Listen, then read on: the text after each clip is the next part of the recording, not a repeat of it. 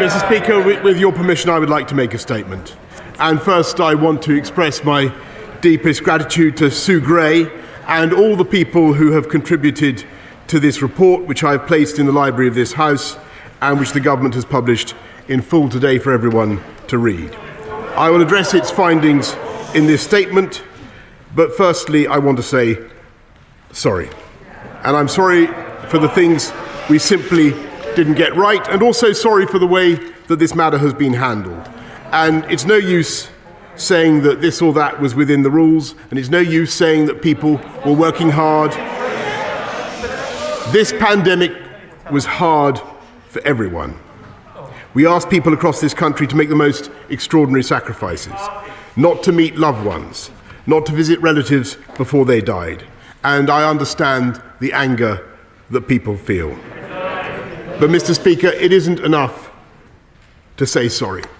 This is a moment when we must look at ourselves in the mirror and we must learn. And while the Metropolitan Police must yet complete their investigation, and that means there are no details of specific events in Sue Gray's report, I, of course, accept Sue Gray's general findings in full. And above all, her recommendation that we must learn from these events and act now. With respect to the events under police investigation, she says, and I quote, "No conclusions should be drawn or inferences made from this other than it is now for the police to consider the relevant material in relation to those incidents." But more broadly, she finds that there is significant learning to be drawn from these events, which must be addressed immediately across government. This does not need to wait for the police investigations to be concluded. That is why we are making changes now to the way Downing Street and the Cabinet Office run, so that we can get on with the job that I was elected to do, Mr. Speaker, and the job that this government was elected to do. First, it is time to sort out what Sue Gray rightly calls the fragmented and complicated leadership structures of Downing Street, which she says have not evolved sufficiently to meet the demands of the expansion of Number 10. And we will do that, including by creating an Office of the Prime Minister with a permanent secretary to lead Number 10. Second, Mr. Speaker, it is clear from Sue Gray's report that it is time not just to review the civil service and special advisor codes of conduct wherever necessary to ensure that they take account of Sue Gray's recommendations, but also to make sure that those codes are properly enforced. And third, I will be saying more in the coming days about the steps we will take to improve the Number 10 operation and the work of the Cabinet Office, to strengthen Cabinet government, and to improve the vital connection between Number 10 and Parliament. Mr. Speaker, I get it and I will fix it. And I want to say,